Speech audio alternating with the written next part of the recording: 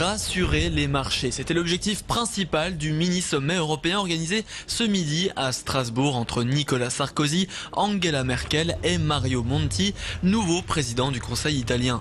Les 3 premières économies de la zone euro ont maintenu leur détermination à sortir de la crise. Au-delà, pas d'annonce concrète. Il y avait beaucoup de formes et peu de fond. Nous sommes tous les 3 parfaitement conscients de la gravité de la situation.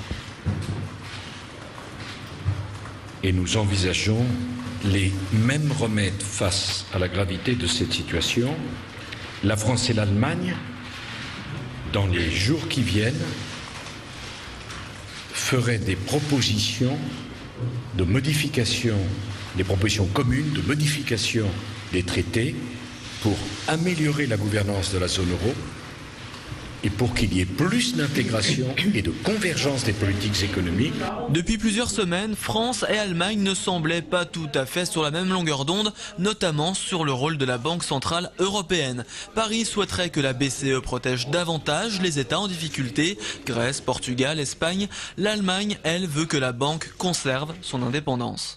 Le président français vient d'indiquer que la BCE est indépendante et donc des modifications éventuelles du traité ne concernent pas la BCE qui, elle, s'occupe de la politique monétaire, de la stabilité monétaire. Mario Monti, successeur de Silvio Berlusconi, était aussi à Strasbourg. C'est la première fois que les 3 chefs d'État participaient à un sommet officiel.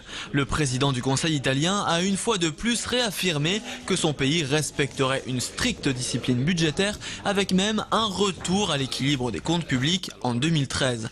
Mais ce qui semblait agiter les à côté de ce mini-sommet, c'est le fameux triple A de la France. Une agence de notation a une fois de plus évoqué une possible remise en cause de cette note.